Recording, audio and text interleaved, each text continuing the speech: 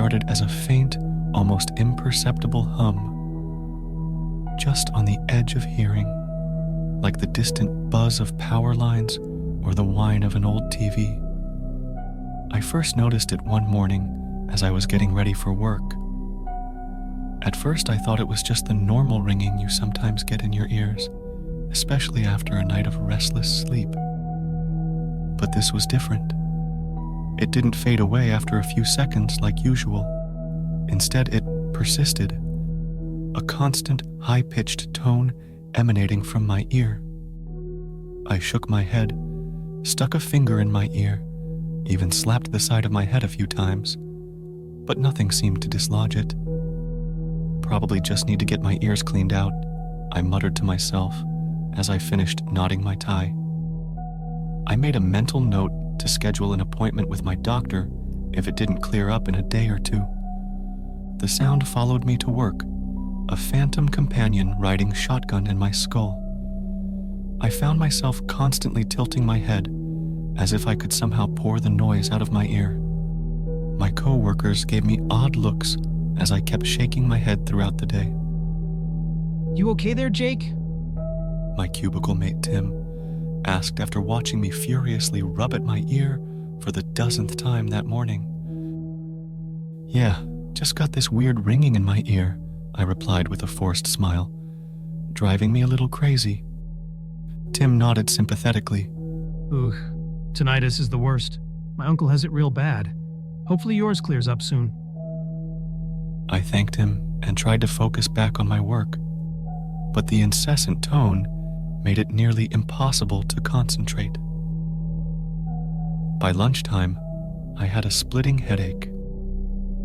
I ended up taking the rest of the day off, hoping some peace and quiet at home might help. But even in the silence of my apartment, the ringing persisted.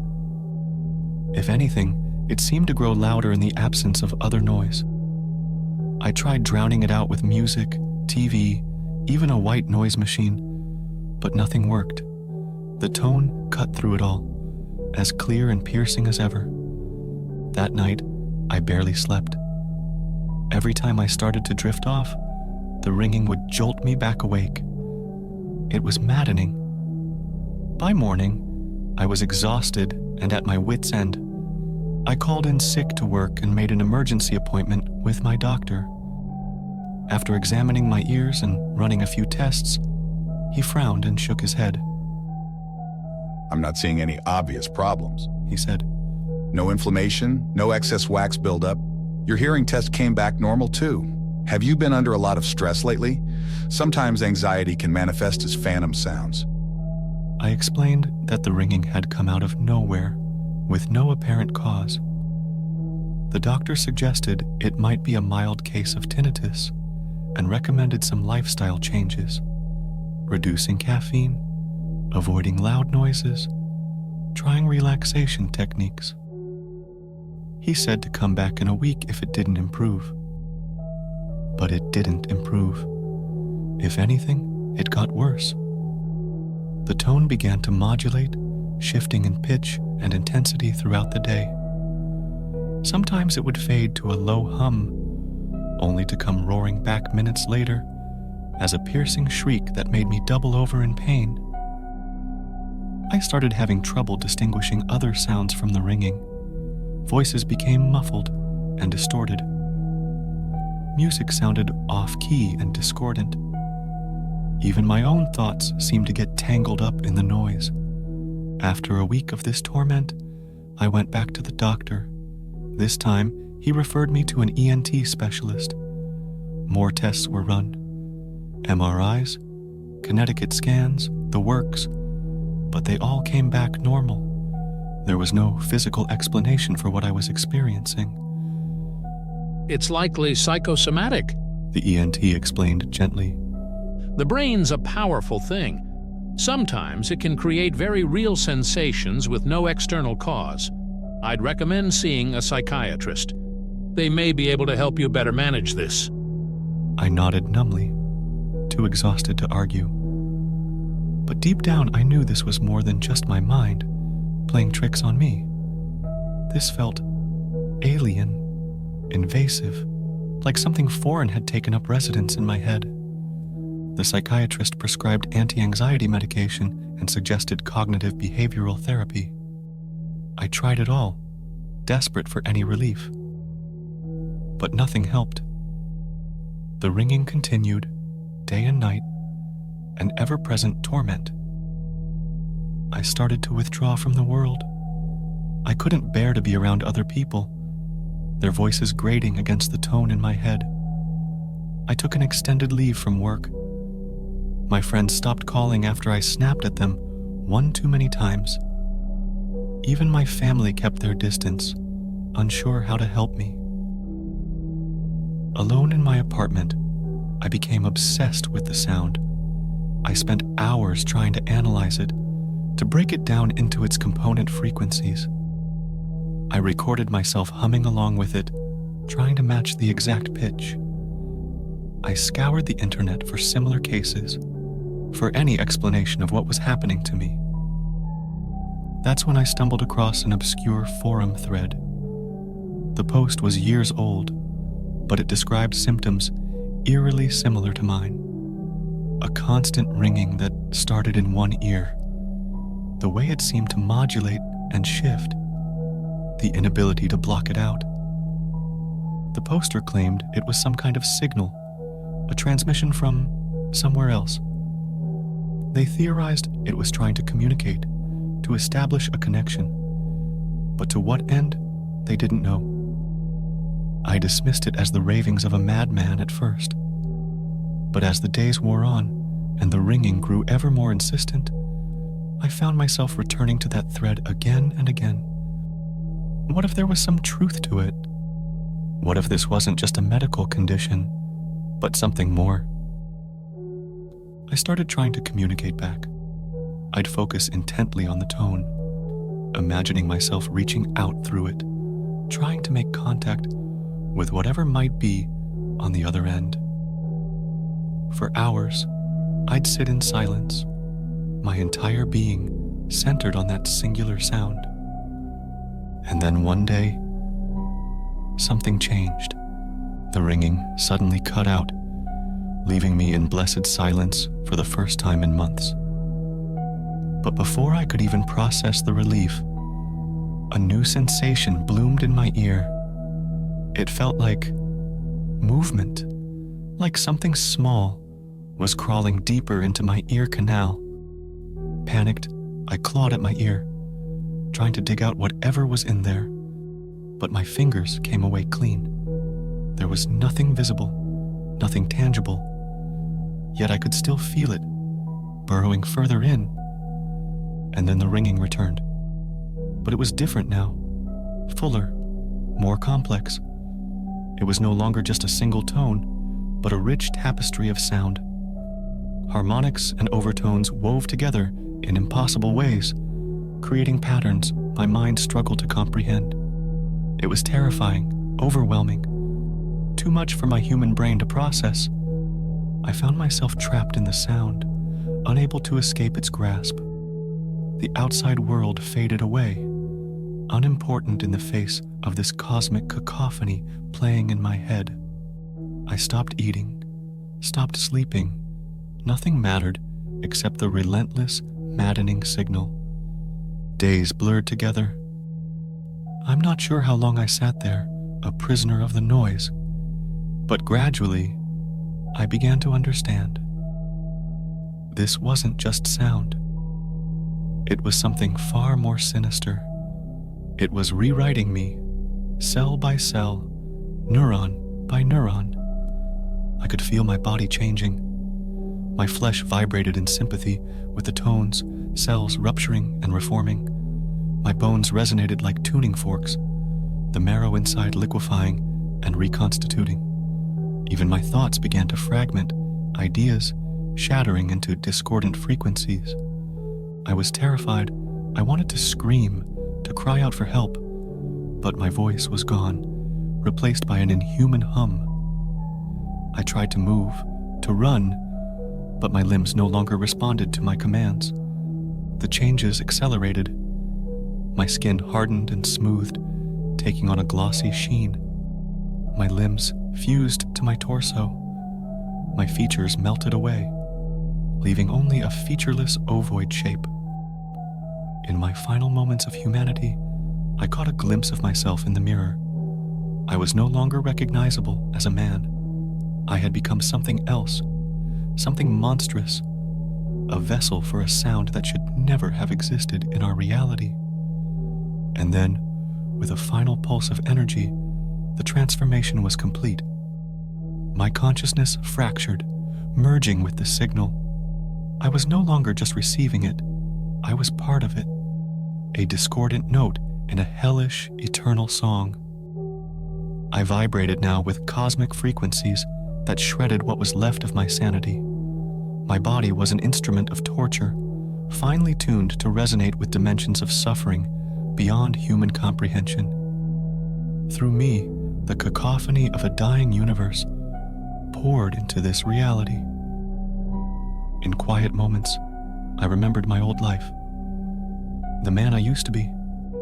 I clung to those memories desperately, but they grew fainter with each passing day, overwhelmed by the grand chorus of agony I'd become part of. As time passed, more people began to hear the call. At first, it was just isolated cases. A woman in Tokyo, a farmer in rural Iowa, a teenager in Sao Paulo. They all reported the same symptoms, a persistent ringing in the ear that gradually evolved into complex, maddening sounds. The medical community was baffled. No physical cause could be found, and traditional treatments proved ineffective. As the number of cases grew, panic began to spread. Conspiracy theories flourished online, ranging from government mind control experiments to alien invasion. I watched it all unfold from my new state of being. My transformed body remained in my apartment, a grotesque monument to what I had become. But my fractured consciousness ranged far and wide, carried on waves of sound that permeated every corner of the globe. I saw the first stages of transformation in others. A young woman in Mumbai, her skin taking on a metallic sheen as she sat motionless for days, silent tears streaming down her face as the music consumed her.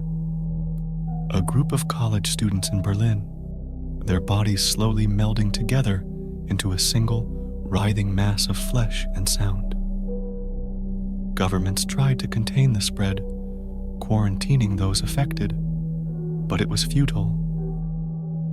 The signal couldn't be blocked by any earthly barriers. It traveled through air, water, even solid matter, seeking out new vessels to corrupt and transform. As more humans succumbed to the change, the planet itself began to warp. The constant vibrations caused violent shifts in the Earth's crust. Earthquakes tore the land apart, reshaping the landscape into bizarre, non-Euclidean geometries that hurt the eye to look upon. Plants and animals were not immune to the effects. Forests twisted into grotesque shapes that amplified and distorted sound in unnatural ways. Birds and whales changed their songs into discordant shrieks that drove listeners to madness. Even the smallest insects buzzed with frequencies that set teeth on edge and raised hackles. Those who resisted the call found themselves in a nightmare world. The transformed majority no longer communicated in any recognizable way, their bodies emitting constant waves of sound that physically and mentally assaulted anyone nearby. Society as we knew it collapsed, replaced by a hellish cacophony of suffering and madness. I watched my ex-wife Laura in those final days of humanity. She had always been strong-willed, and she fought against the signal with every fiber of her being. I saw her cover her ears, blast white noise, even attempt to deafen herself to escape the sound.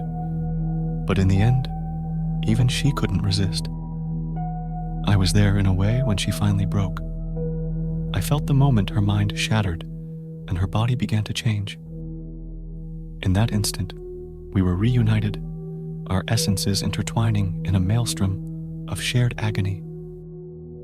All the pain and regret of our failed marriage paled in comparison to the cosmic horror we now endured. Our daughter Emily followed soon after.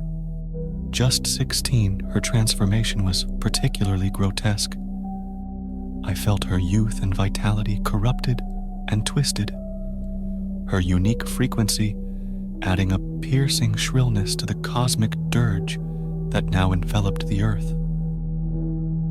As the last holdouts of humanity succumbed, a new phase of transformation began.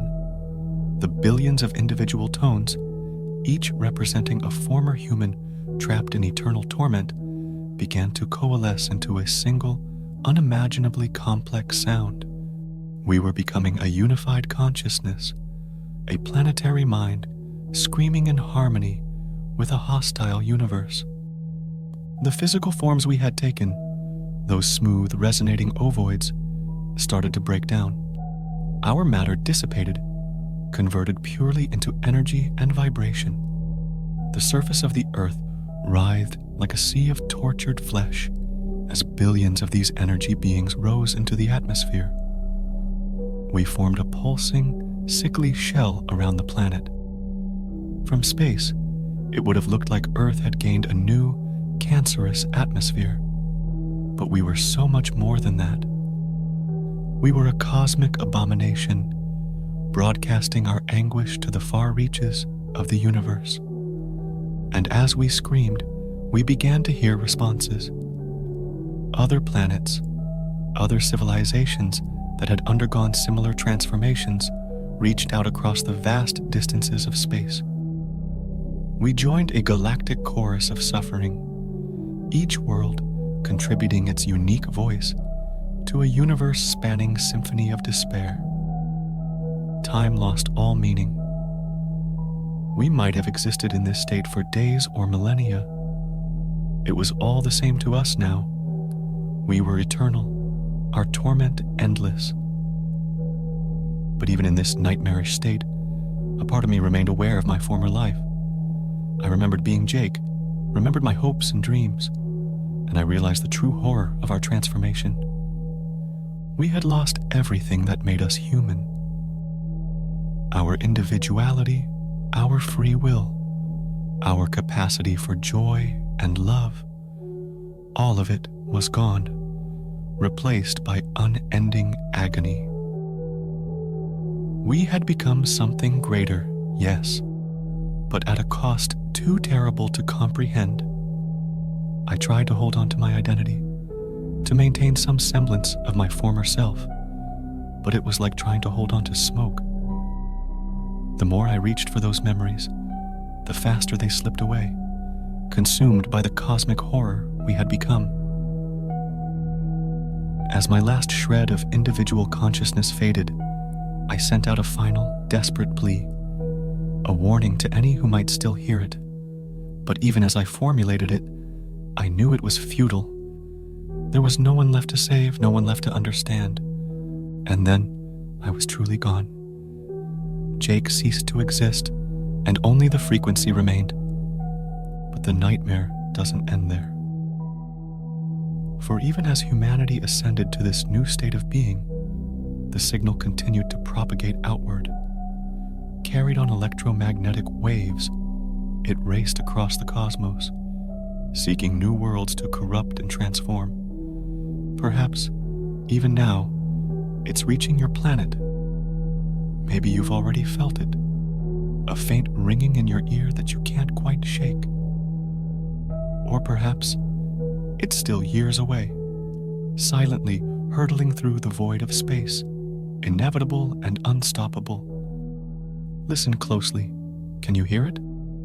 That high-pitched whine just at the edge of perception. It's calling to you, beckoning, promising transcendence and unity beyond anything you've ever known.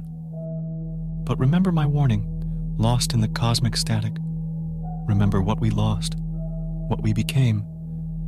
Because once you let the tone in, Once you let it take hold, there's no going back.